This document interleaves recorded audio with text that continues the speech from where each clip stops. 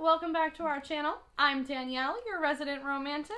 And I'm Lindsay, the fantasy fan, and we are friends till the book ends. Everyone get your tissues ready because today we're going to talk about books that made us cry. I have 5 books that I'm going to talk about today that made me cry. Lindsay has 4. This is, of course, not necessarily all the books that have ever made us cry, because I have an endless stream of books, because my eyes are an endless stream of water. And Lindsay, she's not as much a crier. Not really. No, I'm kind of anti-emotion. I avoid emotional books. Meanwhile, I will specifically buy books if I think it's going to make me cry. Yes, so we are very different in that sense. But we are gathered here today in holy matrimony. In holy tears. So we're going to go ahead and dive in. I'm going to kick us off. The first one is Blazed by Jason Myers. This is a book that I read at least 3 or 4 years ago. I only read it once. I have not reread it since. This focuses on Jamie. He is a high schooler, and he is a very active life of drugs and alcohol. He does not have a functional family. His mom and dad split up, and it wrecked his mom. And his dad apparently has moved on with this super happy family, with this happy wife, and I think a younger son that becomes a stepbrother to Jamie. And it's kind of this dark, emotional path that is Jamie's life as he tries to quit all of the drugs and alcohol and enjoy the natural high of life, but he's always surrounded by so many depressing things, and his mother's life is, like, constantly bogging down on it because she is also, constantly in that lifestyle. I've talked about how especially when, if you check out our unhaul video, I was talking about how I have a lot of depressing books. This is one of the good kinds where you get to the end and it does feel cathartic. It's a very cathartic cry. There are so many scenes throughout here that make me want to cry. It is short, like, lengthwise, but it's also fairly thick. It's got, like, 512 pages in here. I think it was so moving, and I was constantly crying throughout it, so... I don't know of anyone who has heard of this author or have read it, so I don't know if it's more of an underrated book, but if you have read it, tell me I'm not the only one who cried at this. I can't be. So the first book that I'm going to talk about is probably the book that made me cry the most, and that is The Nightingale by Kristin Hannah.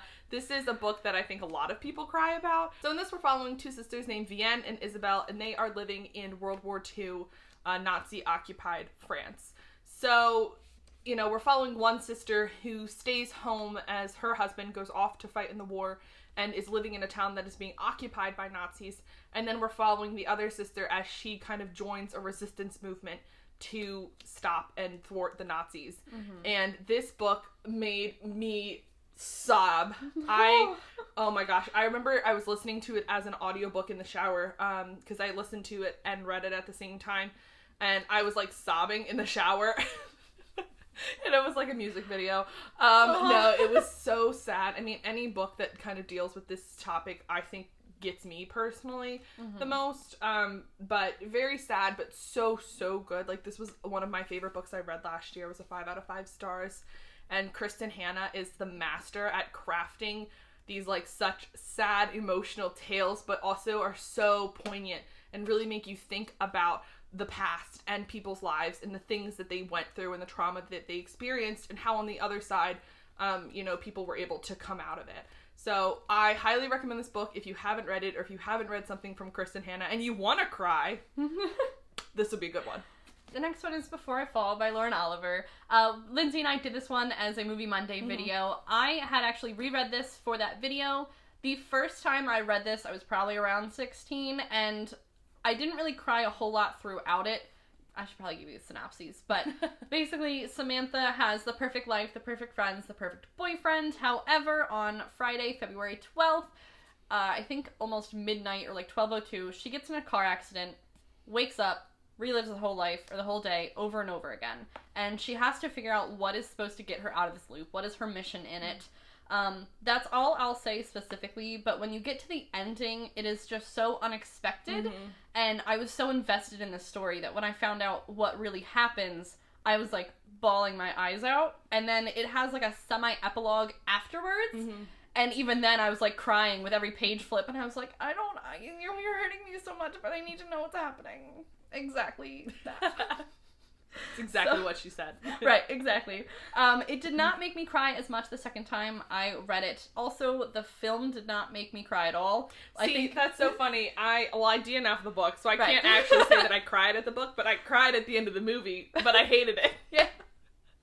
But I feel like the ending is really sad. It is. It's like, it's so heartbreaking, but also so perfect, in my opinion. Mm-hmm. So the next book that I cried at was The Last Olympian by Riordan. So this is the last book in the Percy Jackson series. This is weird. I only say it's weird because I have not read this series, but just from what I've heard of with the series, I wouldn't expect it to be a crying book. Yes. Well, this is a more like me, I think, thing than like the book wasn't intended to be sad. Okay. Well, there were parts of it that were definitely sad. So we're following, if you don't know, if you live under a rock and have never heard of Percy Jackson, we're following a 13-year-old boy who figures out that he is actually a demigod. He's the son of Poseidon, and him and his little camp friends, because there's a camp that all these demigods can go to be safe. They all have to go out on all these different quests throughout the series. And the last book, I think, just kind of was sad to me because this was the last time that I was spending, this was the last book that I was spending with these characters. Okay, yeah, that makes sense. And, there are some people that do die in the books. Like, Riordan doesn't shy away from having people die in the books. Characters that you could become attached to and stuff. Mm-hmm. So it was sad, and I was just kind of more so, upset the fact that this was the last book that was following Percy and Annabelle and Grover. Books are so cute. I listened to them on audiobook. I think the audiobook narrator is, top notch. And they're, they just have, so much nostalgia for me that I think that really contributed to the crying. I don't know, that maybe I was, hormonal as well, but it did give me a couple tear sheds. Okay. So, it would not be a video if neither of us meant no. It would not be a video if one of us did not mention JLA, aka Jennifer L. Armentrout, our girl, aka Jaylyn if you read her adult books. So this is called The Prophecy. It is a Titan novel. I believe there are 4 books in the series, and this is the last one. Yeah, I said 4 weird. You can laugh at it. I believe this is the last one in the series, so I really can't give a synopsis. This series is another young adult / some sexy scenes, paranormal love story. Of course, Jennifer L. Armentrout. That's her brand. Right. Absolutely her brand. She is my brand. I am branded by her. The reason that this made me cry is because I was not expecting it to end, and it was that ending before the real ending, and you're like, could it actually end this way? Mm-hmm. Is it going to end this way? Did I read all these books for it to end this way? Please give me something good, JLA. Don't do this to me. And so okay, a lot of books do this. A lot of series do this. A lot of series have an ending like this, or semi-ending. And I don't know why this one made me cry more than the others, because I knew it was gonna have to get better. But it made me cry anyway. So the next book that made me cry... You sound like you're about to cry already. Just thinking about it. Is We Are Not Free by Tracy Chi. And I read this book earlier this year, and I think that this should be required reading for any social studies class that is dealing with either World War II or European World War II or Americans or America during World War II, because we are following 14 different Japanese Americans who are living through World War II and their different experiences when they were taken from their homes, forced to sell all their belongings. The U.S. government treated them like shit and were forced to live in these Japanese detention camps, essentially. And it was so sad to read, but so necessary, because the author did a lot of research based on her family and their experiences and others' families' experiences that she knows. And so it was very authentic. It was just absolutely devastating to see the effects of racism, specifically during World War II, and how Japanese Americans who had served in World War I were treated as if they were the enemy and traitors, and forced to... It didn't matter that they put their life on the line. And, there were all Japanese regiments who fought in World War II that are never talked about. And we have a character who fights in it. So the book is split up in a very unique way, because each chapter of the book follows a different character, but all the characters' lives are intertwined. Mm-hmm. So in the beginning, you meet most of them, and they're all teenagers, and so they're all being put in different camps, and or they're going to war, and you're kind of following each of them as they grow up, living in these centers. And such an important read. So if you haven't read it, or if you're wanting to learn more about the topic, and its own voices, which is key. So I would highly recommend reading it. It made me cry during several points during it. But it was super, super good. It's very poignant, and I highly recommend. Next one on my Crying for Days list is The Coldest Girl in Cold Town by Holly Black. This is a young adult novel. It's been a while since I've read it, so bear with me for the synopses, but a brief summary is that Tana, T-A-N-A, I don't know how that's supposed to be pronounced. I'm not familiar with... Maybe? I don't know, let's go with Tana. So, Tana lives in a world where they have walled-in places called cold towns. And in cold towns, it's where they put a bunch of what they deem monsters and humans who mingle with monsters. And if I remember correctly, the reason for the cold towns is that once you are either infected or have mixed with the monsters, it's almost like a disease. You don't want to risk spreading it to other people, so you're forced to stay in this cold town.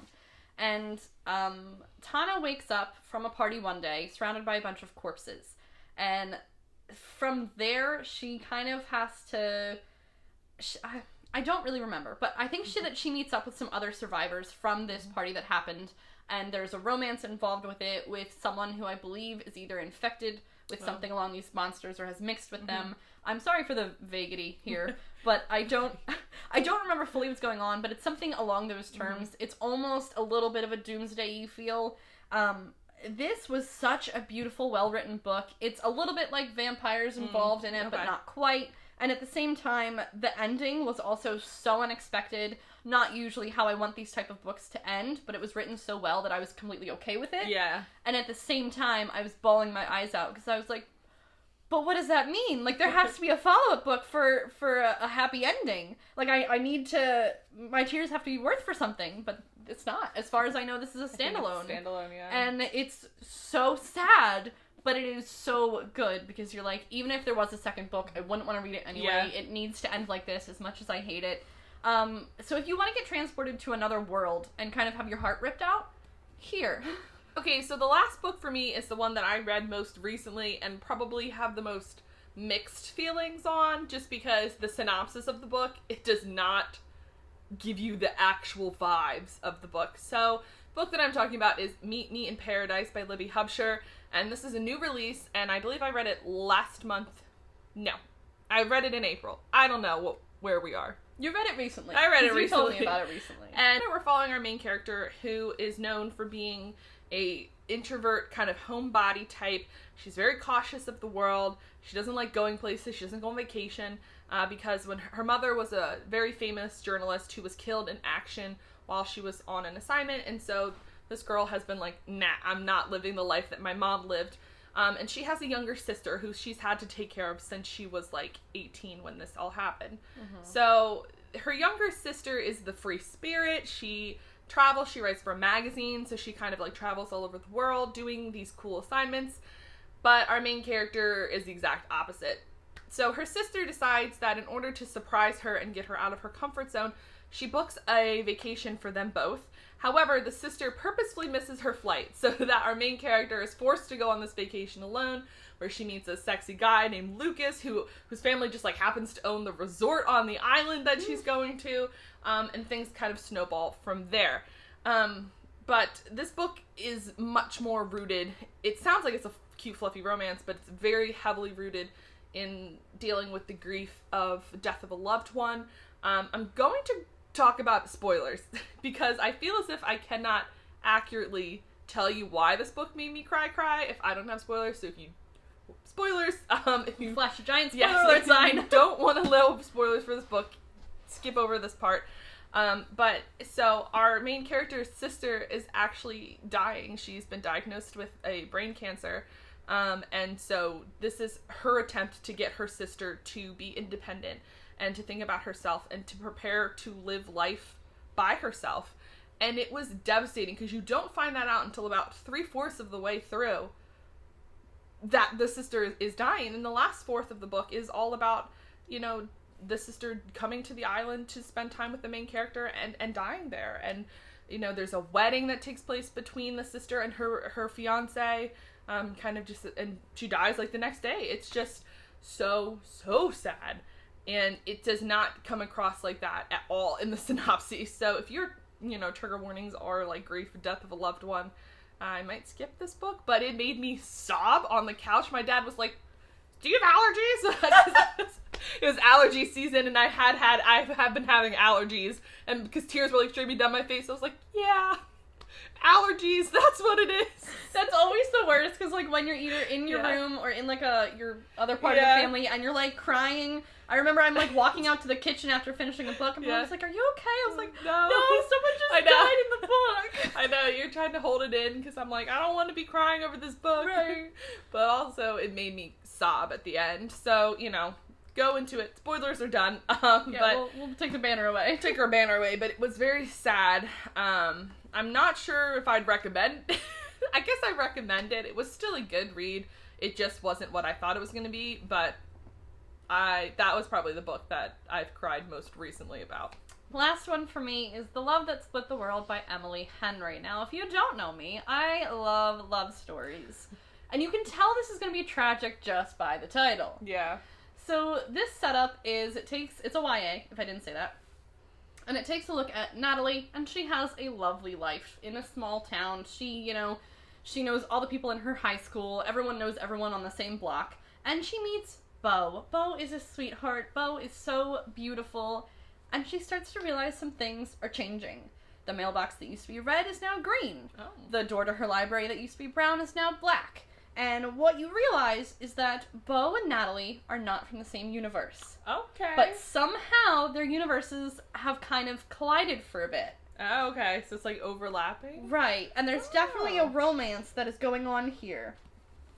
And the ending... It sounds like it'd be sad. I'm already getting chills just thinking back to it. It is so beyond sad. This is probably one of my favorite young adult standalone romances. And it ripped my heart out, but also put it back at the same time. And it's another one of those where you don't expect the ending. That's not how you want it to end, but at the same time, that's the only ending you can have for this. It is something that I have not read in a long time. I do plan to reread it this summer. It was so beautiful. And as you said earlier, this was such a poignant book. Yeah. And it just, oh God. It makes you just want to sit down there and reflect for 30 minutes afterwards. Yeah, makes you really think about things. It does. Sounds good. Yes. All right. Well, if you have read any books lately that have made you bawl your eyes out, please feel free to tell us in the comments. I will always hands-on read those kind of books. Lindsay may be a bit more reserved. I'll pick and choose. Yeah, we'll step her into it a little bit. Thank you guys for joining us today. Next time you catch us in a video, it will be a lot happier, I promise. But have a great rest of your day, and we'll see you next time. Bye.